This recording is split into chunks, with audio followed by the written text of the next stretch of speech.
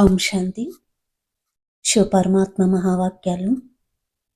బాబా అంటున్నారు, బ్రహ్మబాబా సమానంగా బ్రాహ్మణాత్మలు కావాలంటే 3 స్థితులు ఉండాలి అంటున్నారు పరమాత్మ.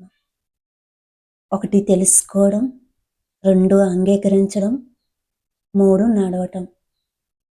ఈ 3 స్థితులు ఉంటేనే మీరు బ్రహ్మబాబా సమానంగా బ్రాహ్మణాత్మలుగా అవుతారు అని అంటున్నారు.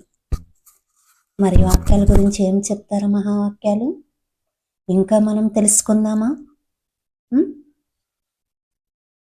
సంఘటన. ఏ సంఘటన? ఈ ఆత్మిక ప్రశ్నకి జవాబు తెలుసా? తెలిసిందా? లేక తెలుసుకుంటున్నారా?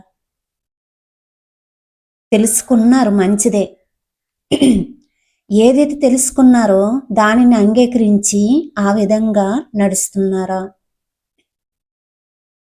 మొదటి స్థితి తెలుసుకోవటం, 2వ స్థితి అంగీకరించటం, 3వ స్థితి నడవటం.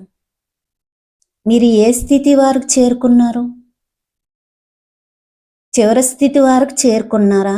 చేరుకున్నామని ఎవరైతే అన్నారో వారికి ప్రశ్న ఏమిటంటే, 3వ స్థితి అనగా ఈ అంతిమ స్థితి సదా ఉంటుందా? నడవటం.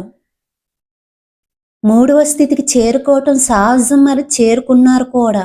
కానీ ఈ అంతిమ స్థితిపై ధ్యాస పెట్టి సదా ఆ స్థితిని తయారు చేసుకోండి. నేనెవరు? ఈ అమూల్య జీవితం అనగా శ్రేష్ఠ జీవితం యొక్క మీ భిన్న భిన్న నామరూపాల గురించి తెలుసుకున్నారా? ముఖ్య స్వరూపం మరియు ముఖ్య నామం ఏది? బాబా యొక్క అనేక నామాలను అనేక కర్తవ్యాల ఆధారంగా ఎలాగైతే మహిమ చేస్తూ ఉంటారో, అయినా కానీ ముఖ్యమైన నామం ఒకటి చెప్తారు కదా. అదేవిధంగా శ్రేష్టాత్ములైన మీకు కూడా అనేక కర్తవ్యాల ఆధారంగా, గుణాల ఆధారంగా అనేక నామాలు బాబా ద్వారా ఇవ్వబడ్డాయి. కానీ వాటిలో ముఖ్య నామం ఏది? బ్రహ్మ ముఖం ద్వారా జన్మించారు. అప్పుడు బాబా ఏ పేరుతో పిలిచారు? బ్రాహ్మణులుగా కానంత వరకు ఏ కర్తవ్యానికి నిమిత్తులు కాలేరు. మొదట మీరు బ్రహ్మముఖ వంశావళి బ్రహ్మ ఆధారంగా జన్మ తీసుకున్న బ్రాహ్మణులుగా అయ్యారు. అంటే బ్రహ్మ కుమారులు అయ్యారు కదా. మీ ఇంటి పేరు ఇదే రాస్తారు కదా. మీ పరిచయాన్ని ఏ పేరుతో ఇస్తున్నారు? మరి ప్రజలు ఏ పేరుతో మిమ్మల్ని గుర్తిస్తున్నారు? బ్రహ్మకుమారులు లేదా కుమారులు. మరజీవ జీవితం యొక్క మొట్టమొదటి ముద్ర ఇదే.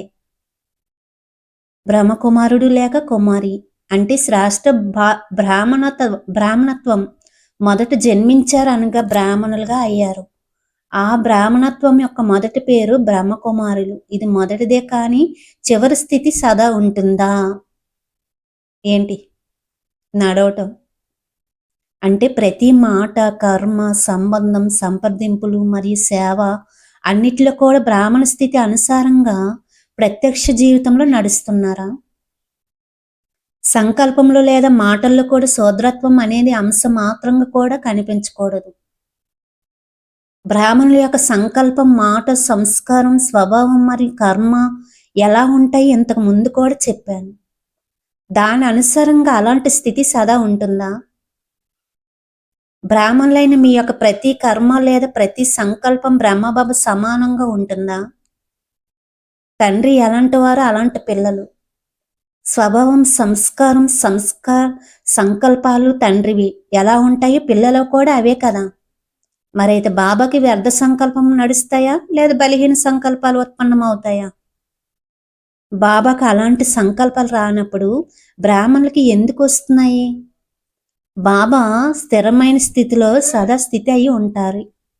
బ్రాహ్మణుల యొక్క లేదా పిల్లల యొక్క స్థితి ఏమిటి? తండ్రి యొక్క యోగ్యమైన పిల్లలు కర్తవ్యం ఏమిటి?